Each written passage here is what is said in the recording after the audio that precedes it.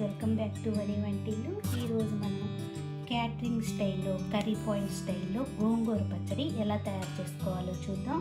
ఇలా గోంగూర పచ్చడి తయారు చేసుకుంటే తినడానికి చాలా రుచిగా అనిపిస్తుంది. స్టవ్ ఆన్ చేసుకుని బాండీ పెట్టుకుని దానిలో 1 స్పూన్ ఆయిల్ వేసుకోండి. ఆయిల్ వేడయ్యాక 1/2 టీ స్పూన్ మెంతులు. గోంగూర పచ్చడికి మెంతులు చాలా బాగుంటాయి. 1/2 టీ స్పూన్ ఆవాలు వేసుకోండి. 2 టీ స్పూన్లు ధనియాలు, 2 టేబుల్ స్పూన్లు పల్లీలు. ఇప్పుడు వీటిని లో ఫ్లేమ్లో మాడకుండా వేయించుకోవాలి.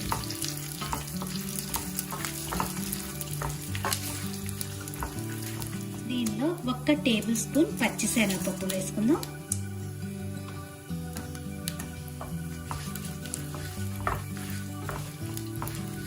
ఇలా వేయాక దీనిలో 1 టీ స్పూన్ జీలకర్ర వేసుకుందాం.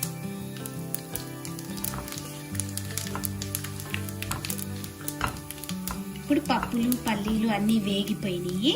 దీనిలో ఇప్పుడు మీరు తినే కారాన్ని బట్టి పచ్చిమిరపకాయలు వేసుకోవాలి. నేను 2 కట్టల గోంగూరకి ఒక 7-8 పచ్చిమిరపకాయలు వేసుకున్నాను. మీరు కొంచెం కారం ఎక్కువ ఇష్టపడితే ఇంకొంచెం ఎక్కువ వేసుకోవచ్చు.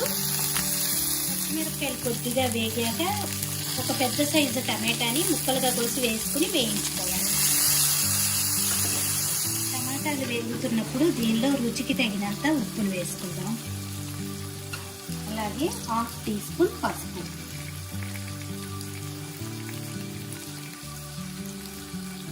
దీనిలో 2-3 వెల్లుల్లి గబ్బాలను కూడా వేసుకుందాం.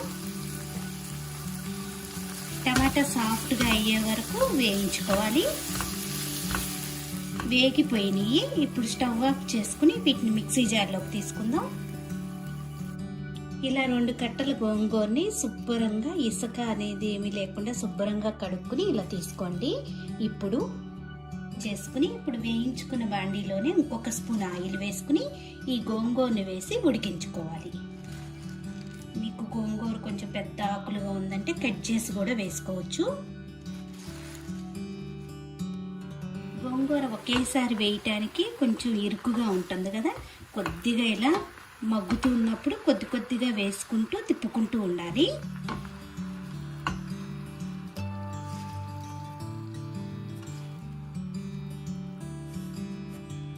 చూడండి, గోంగూర ఇలా మెత్తగా ఉడికించుకున్నాక ఇప్పుడు స్టవ్ ఆఫ్ చేసుకుని దీన్ని చల్లారనివ్వాలి. ఇలా మిక్సీ జార్లోకి తీసుకున్నాం కదా, ఇది చల్లగా అయ్యింది. దీన్ని ఇప్పుడు మెత్తగా గ్రైండ్ చేసుకోవాలి. మెత్తగా గ్రైండ్ చేసుకున్నాక ఉడికించుకున్న గోంగూరని ఇప్పుడు దీనిలో వేసుకుని ఎక్కువ తిప్పకుండా ఒకే ఒక్కసారి మిక్సీ తిప్పుకుంటే కొంచెం మెత్తగా మొత్తం కూడా కలిసిపోతుంది. ఒకే ఒక్కసారి ఇలా గ్రైండ్ చేసుకుంటే చూడండి పచ్చడి రెడీ అయిపోయింది. దీన్ని ఇప్పుడు గిన్నెలోకి తీసుకుందాం. ఇప్పుడు పచ్చడికి తాలింపు వేసుకుందాం. స్టవ్ ఆన్ చేసుకుని చిన్న బాండీ పెట్టుకుని 2 స్పూన్ల ఆయిల్ వేసుకోండి. ఆయిల్ వేడయ్యాక ఎండుమిరపకాయలు, 4-5 వెల్లుల్లి గబ్బాలని ఇలా దంచి వేసుకోండి. గోంగూరకి వెల్లుల్లి చాలా బాగుంటుంది. వెల్లుల్లి కాస్త వేగాక దీనిలో 1 టీ స్పూన్ మినపప్పు, 1/2 టీ స్పూన్ ఆవాలు, 1/2 టీ స్పూన్ జీలకర్ర వేసి వేగనివ్వాలి.